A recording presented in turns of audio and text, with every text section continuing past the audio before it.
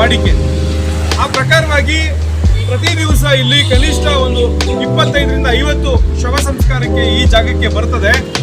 ಅಂತ ಸಂದರ್ಭದಲ್ಲಿ ನಾವೆಲ್ಲ ಇಲ್ಲಿ ಗಮನಿಸಿರ್ಬೇಕು, ಈ ವಾಹನಕ್ಕೆ ಮಾಲೀಕರು ಯಾರು, ಈ ವಾಹನ ಎಲ್ಲಿಂದ ಬಂದಿದೆ, ಇದ್ರ ಬಗ್ಗೆ ಏನು ಮಾಹಿತಿ ಇಲ್ಲ. ಈ ಶವ ಸಂಸ್ಕಾರ ಮಾಡುವಂತ ಸಂದರ್ಭದಲ್ಲಿ ಅನೇಕ ಸಲ ಟ್ರಾಫಿಕ್ ಜಾಮ್ ಆಗಿ ಹಲವಾರು ಗಂಟೆಗಳ ಕಾಲ ಶವನ ಅಗ್ನಿಗೆ ಕೊಡುವಂತ ಸಂದರ್ಭದಲ್ಲಿ ವಿಳಂಬ ಆಗಿ ಗಲಾಟೆಗಳಾಗಿದ್ದ ಸಂದರ್ಭಗಳೈತೆ. ಆದ್ರೆ ಯಾಕೋ ಇತ್ತೀಚೆಗೆ ಸರ್ಕಾರ ಇದ್ರ ಬಗ್ಗೆ ಗಮನ ಹರಿಸಿ ಇಲ್ಲಿ ಆಗ್ತಿರೋ ವಿಳಂಬದ ಬಗ್ಗೆ ಇಲ್ಲಿನ ಟ್ರಾಫಿಕ್ ಪೊಲೀಸ್ನವ್ರಿಗಾಗ್ಬೋದು ಅಥವಾ BBMPಯ ಒಂದು ಕಮಿಷನರ್ಗಾಗ್ಬೋದು ಅಥವಾ ಇಲ್ಲಿಯ ಸ್ಥಳೀಯ ಒಂದು ಆಡಳಿತಕ್ಕೆ ಚುರುಕು ಮುಟ್ಟಿಸುವಂತ ಕೆಲಸನ ಯಾಕೆ ಮಾಡಬಾರ್ದು? ಇದಕ್ಕೂ ಸಹ ಜನನೇ ಹೇಳ್ಬೇಕಾ? ಇದಕ್ಕೂ ಸಹ ಮಾಧ್ಯಮದವರು ಬರಬೇಕಾ? ಸರ್ಕಾರ ಆಡಳಿತ ಏನ್ ಮಾಡ್ತಾ ಇದೆ ಅಂತ ಹೇಳಿ ಇಲ್ಲಿ ಜನಗಳ ಪ್ರಶ್ನೆ ಆಗಿದೆ.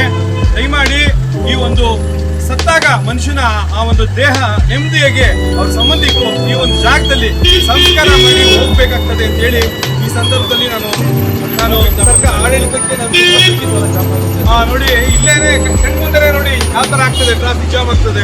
ಇಲ್ಲಿ ಒಂದು ಎಣಾಗಿ ಉಳಕ್ಕೆ ಯಾವ್ದಾದ್ರು ಒಂದು ವೆಹಿಕಲ್ ಬಂತು ಅಂದ್ರೆ ಗಂಟೆಗಟ್ಟಲೆ ನಿಂತ್ಕೋಬೇಕಾಗುತ್ತೆ.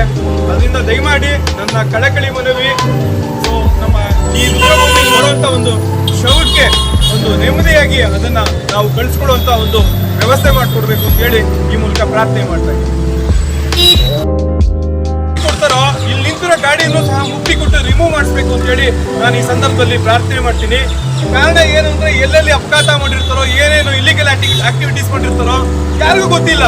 ಇಲ್ಲಿ ತಂದಾಕ್ಬಿಟ್ಟು ಹೋಗ್ಬಿಡ್ತಾರೆ. ನಾಳೆ ಏನಾದ್ರು ಒಂದು ವ್ಯತ್ಯಾಸ, ಕಾನೂನು ಬಾಹಿರವಾದ ಯಾವ್ದಾದ್ರು ಒಂದು ಕೆಲಸ ಮಾಡಿದಂತ ಗಾಡಿಗಳು ಇರುತ್ತೆ ಇಲ್ಲಿ.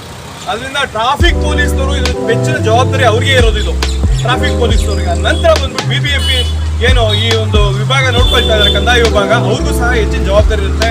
ಇವರಿಬ್ರು ಹೆಚ್ಚಿನ ಜವಾಬ್ದಾರಿ ತಗೊಂಡು ಇಲ್ಲಿ ಗಾಡಿ ರಿಮೂವ್ ಮಾಡಿಸಿ ಈ ಜಾಗದಲ್ಲಿ ಅಂತ್ಯ ಸಂಸ್ಕಾರ ಮಾಡಲಿಕ್ಕೆ ತುಂಬಾ ಅನುಕೂಲ ಮಾಡಿಕೊಡ್ಬೇಕು ಅಂತ ಹೇಳಿ ಈ ಮೂಲಕ ಪ್ರಾರ್ಥನೆ ಮಾಡ್ತಾರೆ. ಬಂದಿದ್ದೀವಿ ಆಡಳಿತ ಯಂತ್ರಕ್ಕೆ, ಆದ್ರೂ ಸಹ ಅವ್ರು ಯಾವ್ದು ಸಹ ಗಮನ ಹರಿಸಿಲ್ಲ. ಮುಂದಿನ ದಿನಗಳಲ್ಲಿ ಈ ವಿಚಾರವಾಗಿ ರಾಜಕೀಯೇತರವಾಗಿ ನಾವು ಹೋರಾಟ ಮಾಡಬೇಕಾಗುತ್ತೆ.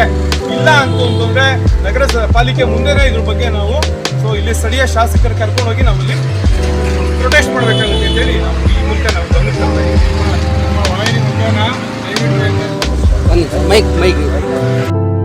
ವಾಹಿನಿ ಮುಖಾಂತರ ತಿಳಿಸ್ತಾ ಇರೋದೇನೆಂದ್ರೆ, ಇಲ್ಲಿ ಬಂದು ಶವ ಸಂಸ್ಕಾರಕ್ಕೆ ಬರ್ತಾರಲ್ಲ ಅವ್ರಿಗೆ ದಯವಿಟ್ಟು ಜಾಗ ಅನುಕೂಲ ಮಾಡ್ಕೊಡ್ಬೇಕು. ಏನ್ ಪ್ರಾಬ್ಲಮ್ ಅಂದ್ರೆ ಸುತ್ತಮುತ್ತ ಎರಡು ಕಡೆ ಹಾಕಿದ್ದಾರೆ ಗಾಡಿಗಳು. ನೀವು ಸ್ವಲ್ಪ ವಿಡಿಯೋ ಮಾಡಿ ನೋಡಿ, ಇಲ್ಲಿ 2 ಕಡೆ ಗಾಡಿಗಳಿದ್ದಾವೆ. ಪ್ರತಿ ದಿವಸ ಪ್ರತಿ ಗಂಟೆ ನೀವು ಪ್ರತಿ ಕ್ಷಣ ನೋಡಿ, ಯಾವಾಗಲೂ ಗಾಡಿ ಇರ್ತದೆ. ಈ ಥರ ಶವ ಸಂಸ್ಕಾರಕ್ಕೆ ಬರ್ತಾರೆ, ಅವ್ರ ಗಾಡಿ ಪಾರ್ಕಿಂಗ್ ಎಲ್ಲಿ ಮಾಡ್ತಾರೆ ಅವರು.